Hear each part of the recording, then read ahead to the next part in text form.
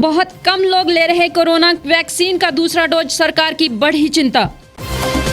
जिला कल्याण समिति की बैठक आयोजित 2020-21 के लिए 93 करोड़ रुपए के बजट का अनुमोदन।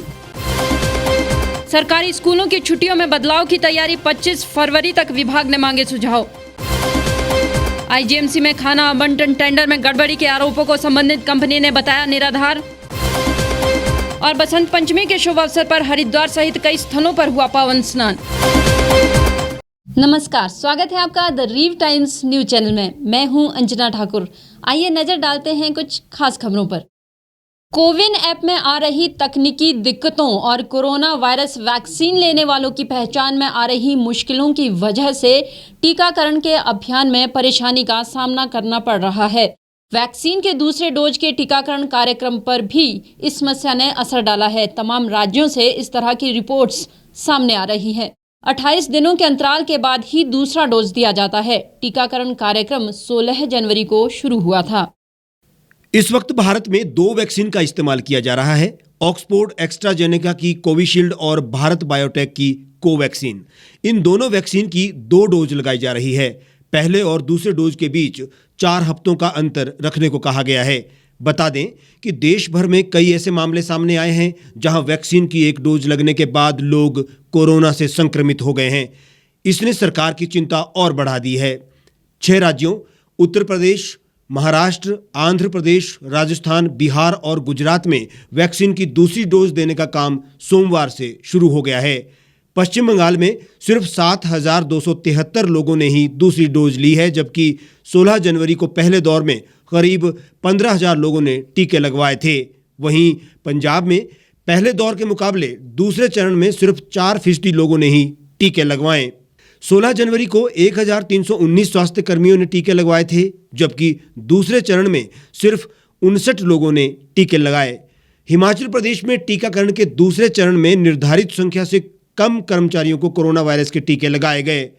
16 जनवरी से 9 फरवरी तक पहले चरण के दौरान 1,133 सत्रों में 61,289 स्वास्थ्य कर्मचारियों को टीका लगाए जाने के बाद दूसरा चरण अग्रिम पंक्ति के कर्मचारियों के लिए शुरू हुआ।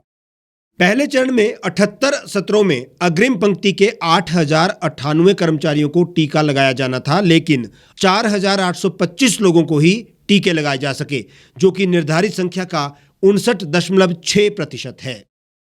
जिला कल्याण समिति की बैठक में वर्ष 2020-21 में विभिन्न कल्याणकारी योजनाओं के लिए 93 करोड़ के बजट का अनुमोदन किया गया है। इसके तहत 62,738 पात्र लोगों को लाभान्वित करने का लक्ष्य निर्धारित किया गया है। समिति की बैठक शिमला के बचत भवन में शहरी विकास मंत्री सुरेश भारद्वाज की अध्यक्षता में आयोजित की गई। आज शिमला जिला कल्याण समिति की बैठक हुई है और दोपहर बाद जो है वो जो अनुसूचित जाति से संबंधित जो है कल्याण समिति की बैठक है, जिसमें शिमला ज़िला का जो बजट एलोकेशन होता है उसके बारे में जो है वो बैठकों का आयोजन किया गया। शिमला के बचत भवन में जिला कल्याण समिति की बैठक की अध्यक्षता करते हुए शहरी विकास मंत्री सुरेश भारद्वाज ने कहा कि 2019-20 में 82 करोड़ 81 लाख 48 हजार रुपए के बजट का प्रावधान कर 59,670 पात्र लोगों को लाभान्वित किया गया है। बैठक के दौरान वर्ष 2020-21 के लिए 93 करोड़ रुपए के बजट का अनुमोदन भी किया गया। शिमला जिला की कल्याण समिति ने लगभग 83 करोड़ रुपए के बजट को जो है वो अनुमति प्रदान की है और 2019 और 20 का बजट जो दोनों बैठकों में कल्याण कार्यों के लिए भी और शेड्यूल कास्ट कंपोनेंट का भी उसे आज पारित किया गया है। कल्याण समिति की बैठक में शिमला ज़िला में जहां पर गृह निर्माण के लिए जो है वो धन का आवंटन किया गया है, वहीं पर जो है वो छात्रवृत्ति जो है वो दिव्यांग बच्चों को विवाह के लिए, ऐसे अनेक कंपोनेंट्स हैं जिसमें जो है ये पैसों का आवंटन जो है वो किया जाता है। इसी प्रकार से एससी कंपोनेंट के अंतर्गत भी सारे शिमला की विभिन्न क्षेत्र जहां पर अनुसूचित जाति की जनसंख्या 40% से अधिक है, उनको एससी कंपोनेंट के अंतर्गत जो बजट एलोकेशन होती है उसमें सड़क निर्माण के लिए, हेल्थ के लिए, एजुकेशन के लिए, आपके स्पोर्ट्स एक्टिविटीज़ के लिए और जल शक्ति विभाग को पीडब्ल्यूडी की सड़कें बनाने के लिए, भवन बनाने के लिए जो है पैसों का आवंटन जो है किया जाता है। पूरे साल की जो है वो सबमिट करने को कहा है। यदि वो रिपोर्ट नहीं भेजेंगे तो अगली साल का बजट आवंटन जो है तब तक नहीं किया जाएगा जब तक इस पिछले साल की रिपोर्ट जो है वो सबमिट नहीं होगी। सुरेश भारद्वाज ने कहा कि गृह अनुदान योजना के तहत शहरी क्षेत्रों में गरीबों के आवास निर्माण के लिए टीसीपी एक्ट के प्रावधानों को सरल करने का प्रावधान करें। इसके साथ ही उन्होंने नगर निगम शिमला को निर्देश दिए कि गृह अनुदान के लिए तहसील कल्याण अधिकारी शिमला को अनापत्ति प्रमाण पत्र जारी करे और साथ ही अपना स्टैंडर्ड मैप भी दें।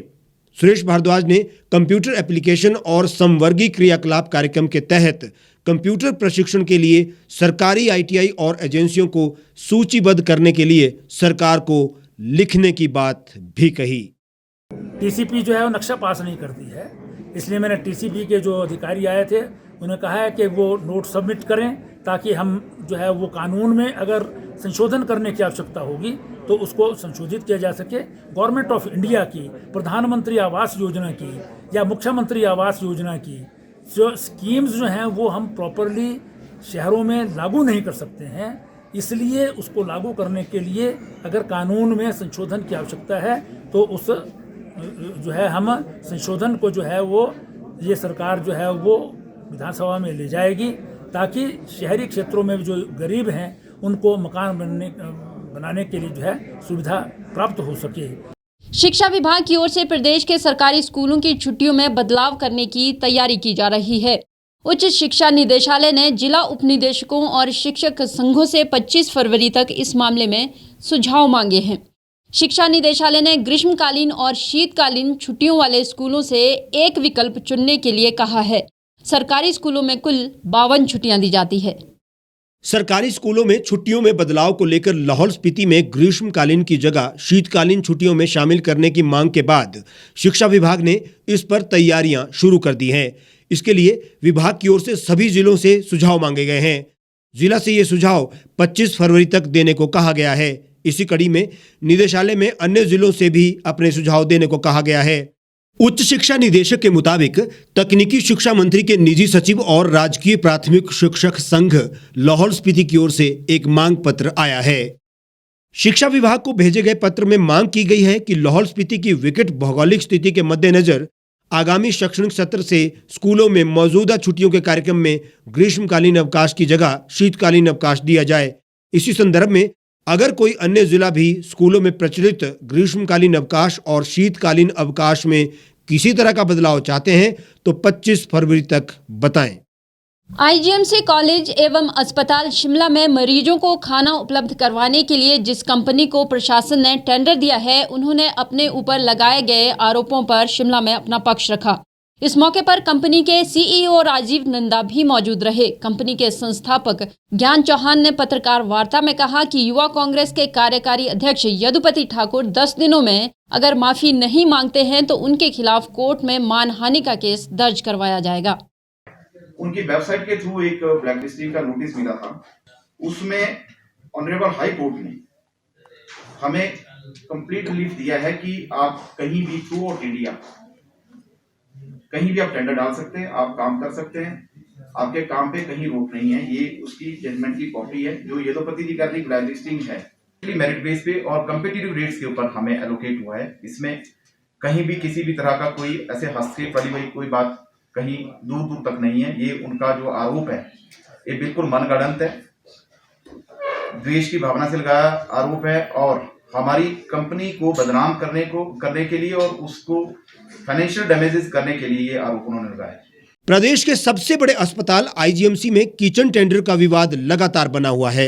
युवा कांग्रेस के कार्यकारी अध्यक्ष ने ब्लैकलिस्ट कंपनी को टेंडर देने के आरोप लगाए थे। वहीं कंपनी ने युवा कांग्रेस के आरोपों को निराधार करार दिया है।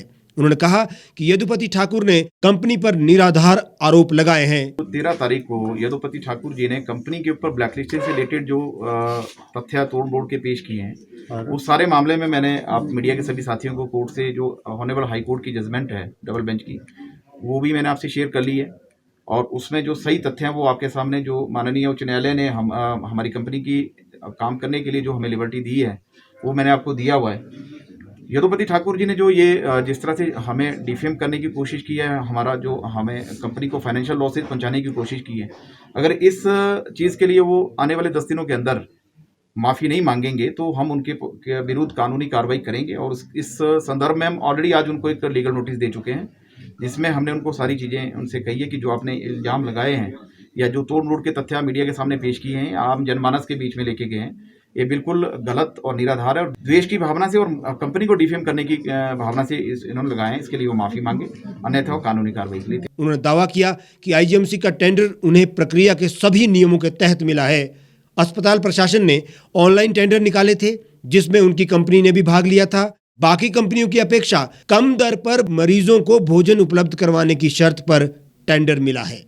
टेंडर की कंसोलिडेटेड कॉस्ट तो नहीं हम निकाल सकते, क्योंकि टेंडर में जो रेट्स कोट का एक परफॉर्मा होता है, उसमें 4 डाइट्स होती है पर डे की, तो डेट्स के डिफरेंट डाइट्स के डिफरेंट रेट कोट हुए हैं। उसमें थोड़ा सा मैं ये उसमें ऐड करना चाहूँगा कि जो डाइट के रेट होते हैं वो पर डाइट और पेशेंट के हिसाब से रहते हैं।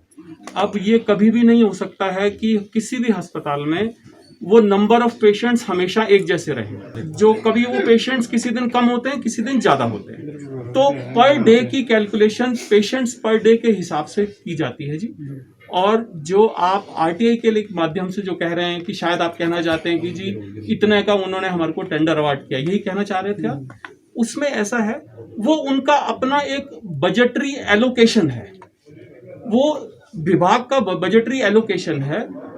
ऐसा नहीं है कि अगर उन्होंने एक एक्स फिगर आपको कोट करी है अपने बजट की, उसका मतलब ये नहीं है कि वो सारे का सारा पैसा उठा के एज इट इज हमारे को दे दिया जाएगा। उसका मतलब ये है कि वो मैक्सिमम है जहां तक उस बजट के अंदर ही काम हो सकता है, उससे कम भी हो सकता है। ऐसा नहीं है, क्योंकि जो पर डाइट पर पेशेंट के हिसाब से जो बिल रेज होता है। कंपनी अधिकारियों ने कहा कि कंपनी का सालाना टर्नओवर 50 करोड़ का है। इसके अलावा Indian institute of advance study ने साल 2017 में बिना सूचना दिए उन्हें टेंडरिंग प्रक्रिया से ब्लैकलिस्ट कर दिया था। इसके बाद कंपनी ने कोर्ट का दरवाजा खटखटाया था और कोर्ट ने देश भर में टेंडरिंग प्रक्रिया में भाग ले सकने का फैसला दिया था। Indian institute of advance study Shimla में 2016 से 2017 तक सिक्योरिटी सर्विसेज का कॉन्ट्रैक्ट लिया था। हमारी सक्सेसफुल कंप्लीशन रही, हमारी सारी ड्यूज, हमारी जितनी भी पेमेंट्स थी वो हमें वहाँ से मिली और हमने लोगों में डिस्कस की वर्कर से। उसके अलावा जो हमारी परफॉर्मेंस सिक्योरिटी थी वो भी उनके एंड पे हमें मिल गई। ऐसा बड़ा रेयर होता है कि आपकी परफॉर्मेंस सिक्योरिटी भी आपको दे दी जाती है, आपके ड्यूज भी आपको एनओसी तक दे दी गई होती है। उसके बाद कहीं एक लंबे टेन्योर के बाद 2 सालों के बाद आपकी कंपनी कहीं ब्लैक लिस्टिंग होती है। तो दैट वाज अ कन्फ्यूज़न। वो डिपार्टमेंट में कहीं ना कहीं फैक्ट्स मिसलीड हुए हैं, तो वो जो कन्फ्यूज़न क्रिएट हुआ था वो हमें उनकी साइट के थ्रू पता लगा था कि बिफोर फर्दर टेंडर, उनका जो नेक्स्ट टेंडर है उसमें पार्टिसिपेशन से पहले हमें सूचना मिली थी कि आपको ब्लैकलिस्ट कर दिया। जब हमने वो ब्लैकलिस्टिंग देखी तो उसके बाद हमने हाई कोर्ट गए, हाई कोर्ट से हमें इंटरनली फर्स्ट को में मिल गया था। उसका कारण ये भी है क्योंकि नॉर्मली ब्लैक लिस्टिंग का जो भी प्रोसेस किसी भी कंपनी का रहता है वो जब कार्य के दौरान किया जा सकता है, क्योंकि कोई आदमी जब कोई कार्य कर रहा है उसके किसी कार्य में कमी पाई जाती है तभी उसको ब्लैक लिस्ट किया जा सकता है। काम खत्म होने के सारे ड्यूज क्लियर करने के 2 साल के बाद अचानक से एक इंस्टीट्यूट कहता है जी हम आपको ब्लैक लिस्ट कर रहे हैं। इस चीज का कोई मतलब नहीं बनता और ये एक बहुत बड़ा कारण है जिसके कारण हाई कोर्ट में हमारे को पहली हियरिंग के अंदर ही हमारे को वो रिलीफ दे दिया गया था कि आप हिंदुस्तान के किसी भी टेंडर में बिना किसी रोक टोक के आप पार्टिसिपेट कर सकते हैं। उसके बाद हमने बहुत सारे टेंडर्स में पार्टिसिपेट किया है और उसमें जो एफिडेविट का पूछा जा रहा है, एफिडेविट हमने हर जगह लगाया जाता है और हमने लगाया है, लेकिन उसमें ये क्लॉज मेंशन होता है कि ऐसा ऐसा वहां से इंसिडेंस हुआ था, लेकिन माननीय उच्च न्यायालय ने हमको ये राहत दी हुई है और इसको कोई भी डिपार्टमेंट पूरे हिंदुस्तान का नहीं डिनाई करता है, क्योंकि जो उच्च न्यायालय का आदेश है उसको सभी लोग मानते हैं और उसका आदर करते हैं। उसकी जजमेंट की कॉपी भी हमने आपसे शेयर कर ली। बसंत को ऋतुराज कहा गया है। बसंत उत्सव हमारे जीवन में आशावाद का प्रतीक है और मां सरस्वती का अर्चन सत्वन हमारे जीवन से निराशा निष्क्रियता को विसर्जित कर तमसोमा ज्योतिर्गमय का पथिक बना देता है और सौभाग्य को जगा देता है। मंगलवार को बसंत पंचमी के अवसर पर धर्मनगरी हरिद्वार सहित प्रयागराज और वाराणसी में भी गंगा स्नान के लिए लाखों श्रद्धालुओं ने डुबकी लगाई। हरिद्वार कुंभ के पहले पूर्वाभ्यास के तहत हुए मकर संक्रांति स्नान पर 7,10,000 श्रद्धालुओं ने गंगा स्नान किया था। मंगलवार को वसंत पंचमी पर एक बार फिर गंगा घाटों पर श्रद्धालुओं की भीड़ जुटी। हरिद्वार स्थित हर की पौड़ी में लोग सुबह से ही गंगा स्नान करते नजर आए। तीर्थ नगरी हरिद्वार के इस मौके पर कुंभ महोत्सव 2021 का आयोजन किया गया है। भारी संख्या में लोग यहां स्नान के लिए पहुंचे हैं। कोरोना महामारी संकट के बीच यहां प्रशासन ने एहतियात भरे निर्देश जारी किए हैं। देश भर में आज यानी मंगलवार को वसंत पंचमी की धूम है। वसंत पंचमी के मौके पर देश भर में भक्तिमय माहौल बना हुआ है। इस पर्व के मौके पर लोगों ने आस्था की डुबकी लगाई। वाराणसी में गंगा किनारे सैकड़ों की संख्या में लोग डुबकी लगाते नजर आए। वृंदावन में भी आज से ब्रजवासियों के लिए वसंत पंचमी उत्सव बेहद अहम होता है, क्योंकि इस दिन से ब्रज में रंगोत्सव शुरू हो जाता है। प्राचीन परंपराओं के मुताबिक मंदिरों में होली की तैयारी शुरू होने के साथ ही आम जनों में भी होली की उमंगे हिलोरें ले लगती है। इस बार 40 दिवसीय रंगोत्सव का आगाज वसंत पंचमी मंगलवार से हो गया है। इस बुलेटिन में फिलहाल इतना ही। बाकी तमाम खबरों के लिए आप जुड़े रहिए और देखते रहिए द रीव टाइम्स। गांव की चौपालों से लेकर संसद के गलियारों तक, गृहिणी के चूल्हे से लेकर निवेश और बाजारों तक, किसानों के हाल से लेकर खेत और खलिहानों तक, शिक्षा और स्वास्थ्य से लेकर खेल के मैदानों तक, संसद के प्रधान से लेकर पंचायत के पंच तक, सेंट्रल हॉल से लेकर ग्राम सभा के मंच तक, हर खबर पर रहेगी हमारी पैनी नजर।